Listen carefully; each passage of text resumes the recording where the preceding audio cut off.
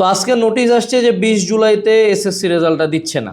তো এটার পরে আমি আর কি বলছি যে ভাই অনেক বেশি কিন্তু লেট হয়ে যাচ্ছে, কারণ যদি 25-26 তারিখের দিকে রেজাল্ট দেয় ভালো লেট হয়ে যাচ্ছে, কারণ তোর তো পরীক্ষা মোটামুটি 20 মেতে শেষ হয়েছে। এখন এরা আমারই কথা ডিস্টোর্ট করে আমাকে কোট করে যে ভাই তুই না বলছিলি লেট করে পড়তে, তুই এখন নিজের কোর্স বেচার ধান্দায় চলে আসছিস মামা, তোকে তো চিনি আমরা। বাবা দেখ, তুই আমার আগের প্রত্যেকটা ভিডিও দেখ, প্রত্যেকটা ভিডিওতে কী কইছি 30 দিন ছুটি কাটা, 30 দিন ছুটি কাটা, 45 দিন ছুটি কাটা। আমি বাদে তো কোনো টিচার অনলাইনের কইছে তোরে ছুটি কাটাইতে?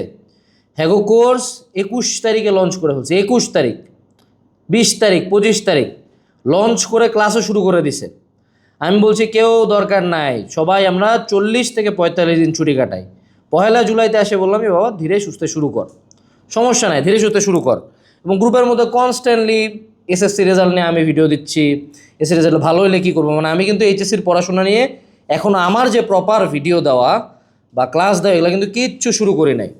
বাট আমি এইটুকু খেয়াল করাই দেই, তোমাকে আগের ব্যাচে রেজাল্ট দিয়েছিল 10 জুলাই, এদের এখন কি অবস্থা 27 ব্যাচের গ্রুপে ঢুকে দেখে আসো।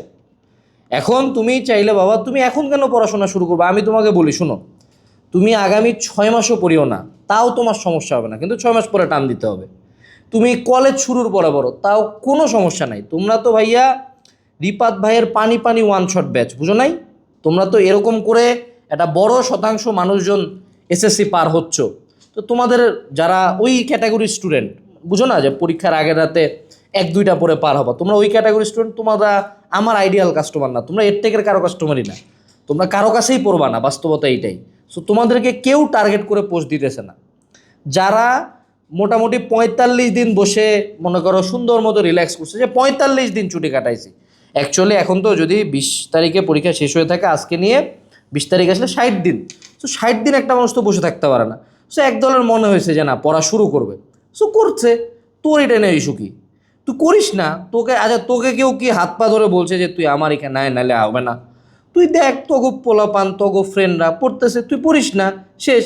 তোর কলেজের চয়েস দিতে দিতে আগস্টের মাঝামাঝি, কলেজ শুরু হইতে হইতে সেপ্টেম্বর, তুই মোটামুটি 4 মাস ছুটি কাটাম। আমার তোকে কেউ নিষেধ করছে? আমি বলছি, আমি খালি বলছি যে পড়া ভালো না। তোর ফ্রেন্ডরা 4 মাসে অ্যাটলিস্ট তো 2-1টা চ্যাপ্টার করে আগাবে। তো তুই ভাবছিস 2-1টা চ্যাপ্টার কোনো বিষয়ই না, তো ঠিক আছে সমস্যা নেই, তুই 2-1টা চ্যাপ্টার টানে দিস, তুই ওই নিয়েই থাক। তুই যেটা করবি এইচএসসিতে, তুই এইচএসসিতে কিছু পড়িসই না। তুই আগের বার যেমন ওয়ান শট করে পার হচ্ছিস, তুই 2 বছর কিছুই পড়িস না। তো যখন মনে করে এইচএসসি পরীক্ষা হবে, আগের রাতে ওয়ান শট দেখে যাস, তাহলেই হবে। আমার কথা শোনার লাগবে না বাবা, আমার যারা শোনার তারা এমনিই শুনবে। তগো মতো মানুষজন আমার পড়ানোর গাইড করার কোনো ইচ্ছাই নেই। যারা এমন কর তুই বাবা, ফুল সাপোর্ট মামা, ফুল সাপোর্ট।